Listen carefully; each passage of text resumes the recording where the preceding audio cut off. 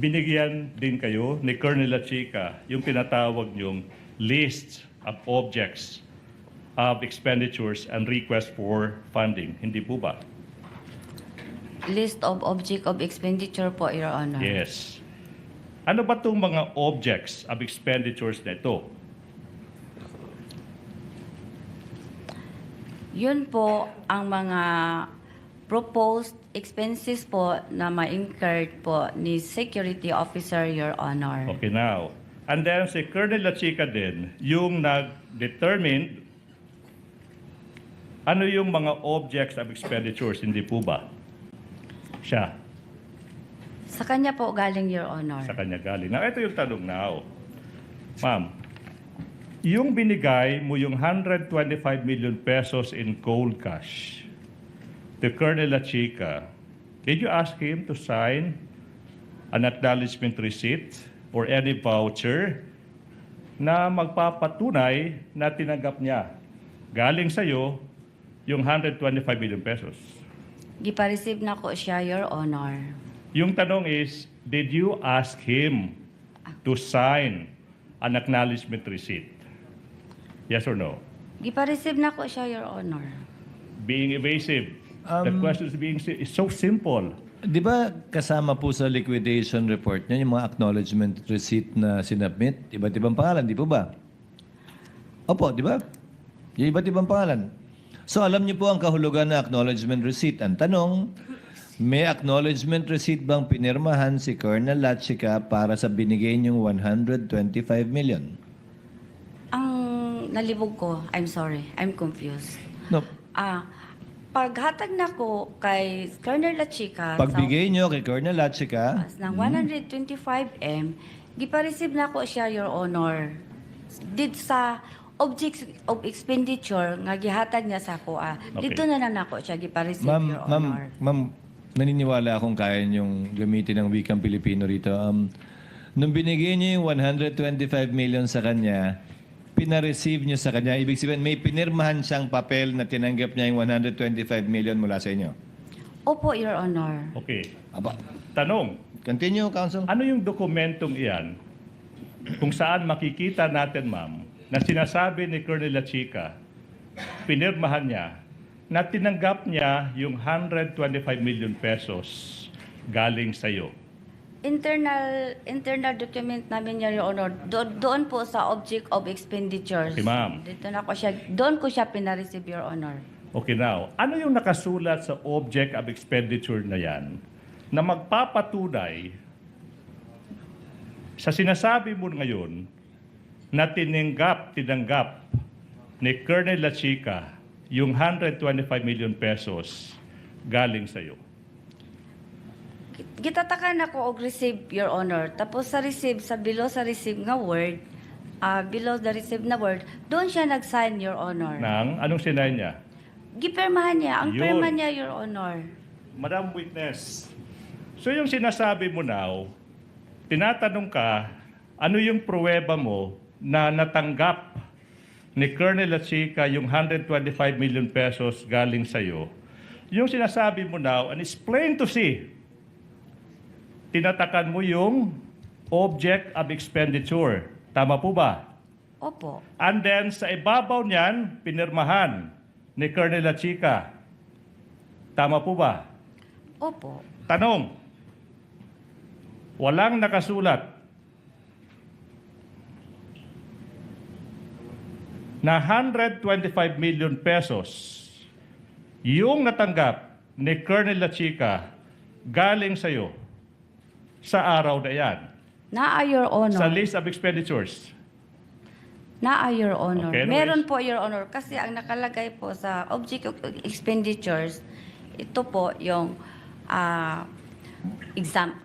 purchase of information amount, then purchase of reward amount, then ano pa yung mga expenses, then total 125M. Yes. So, doon ko siya pina-receive, Your Honor. Ma'am, Pero yung dokumento yun, Your Honor, is internal po namin, Your anyways, Honor. I will probe deeper. Sa list of expenditure na kasulat doon, ito yung paggagamitan Tsaka ito yung nakalaan na pera. Tama po ba? Oh, meron ganyan. Yun lang. Yun lang. Ano yung paggagamitan, tsaka ano yung nakalaan na pera? Yun lang. Tama po ba? Meron pa siyang sentence, paragraph, Your Honor, sa ibabaw. Na ano? Di ko ma-memorize Hindi na. mo may memorize. Di ko maalala. Basta, Alala. ang gibutan niya nga, I try ko magtagalog. BP Sara through Gina F. Acosta SDO.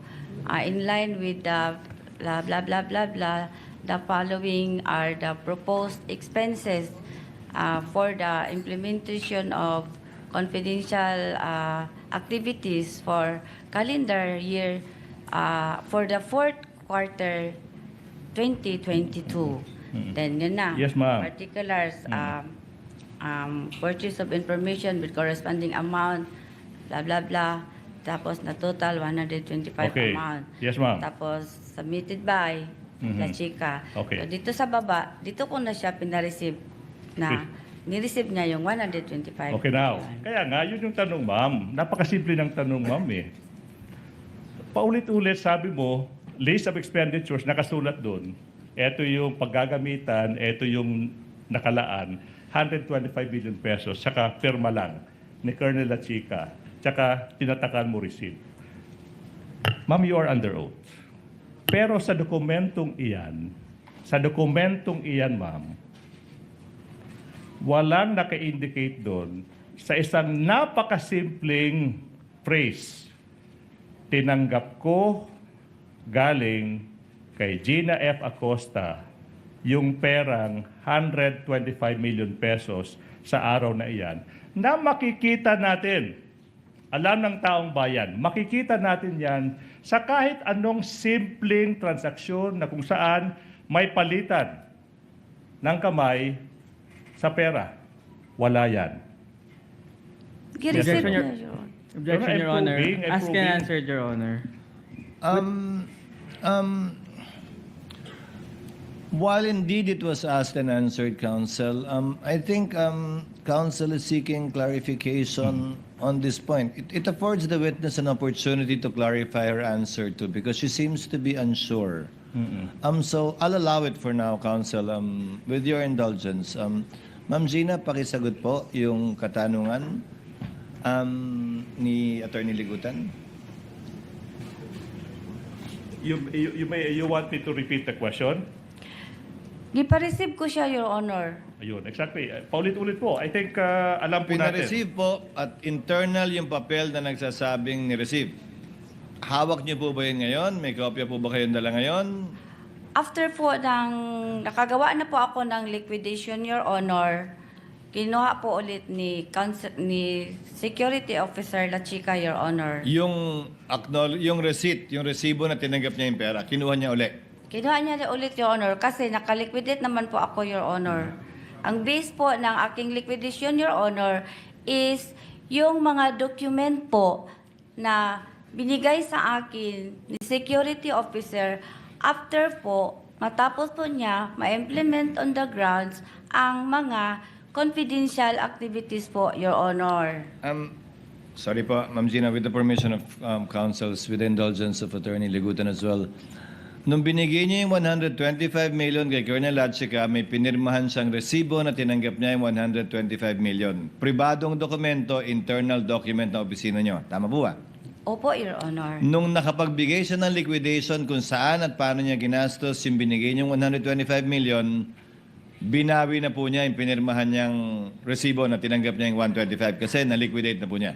Nagbigay po siya sa akin, after po Your Honor, nagbigay siya sa akin ng reports na tinatawag po namin na Fund Utilization Report. Yeah. Pagbigay po niya nun, binawi niya na yung pinirmahan niyang resibo na tinanggap niya yung 125. Wala pa, Your Honor. Wala pa? Kasi aking gitali po, Your Honor, na tama po ba ang kinuha niya na 125, ang binigay, ang nirelease ko sa kanya na 125, tama po ba sa kanyang binigay sa akin na Fund Utilization Report? Okay, eksakto. Tamama. Eksakto. So, nakagawa na ako ng accomplishment report based sa Fund Utilization Report na binigay sa akin ni CSO officer. Binigay niyo na Colonel ba, Lacheca. sinoli niyo na ba yung resibo sa kanya pagkatapos nun? After po na tapos ko na aking liquidation, na isubmit po na po sa KUA, sa KUA. Doon niyo na po sinoli yung... Kinuha na po niya, Your Honor, kasi nakaliquidate naman po kami, Your So Honor. wala na po sa kamay niyo, nasa kamay na po niya. Wala na po sa akin, Your Honor. At ganyan din po ang ginawa nyo sa taong 2023, dun sa tatlong 125. Pagkatapos niya, binigay niya yung pera, pinirmahan niya yung resibong tinanggap niya, pagkatapos siya magbigay ng fund liquidation report at na-liquidate nyo at na-submit nyo na sa COA, kinuha na rin niya yung resibo. At wala po kayo kopya. Yes, Your Honor. Okay. I will. Now, Colonel Igutan, your witness. hindi po ba at this particular moment, you cannot show any document at this moment, ma'am. I'm narrowing the question, Your Honors. At this moment, wala kayong maipakitang dokumento o anuman na magpapatunay na tinanggap, inacknowledge ni Colonel Lacheca yung pagtanggap niya ng 125 million pesos galing sa iyo sa araw na yan, December 20, 2022. Wala. Yes or no? Objection, Your Honor. Asked and answered, Your Honor. I'm asking for now. Actually, asked and answered already. Yes. I will have to sustain the objection Yes, already, Honor. counsel. That is already just for emphasis, and I think the witness has answered it already. I will continue, Your Honor. Same po sa 3 quarters ng 2023, binibigay mo yung pera sa isang non-accountable officer na hindi bonded, tsaka hindi ka makakapagpakita, 2023 this time, ng kahit anong dokumento ngayon na magpapatunay na tinanggap nga ni Colonel Lacheca yung 375 million pesos in cold cash, pera ng bayan.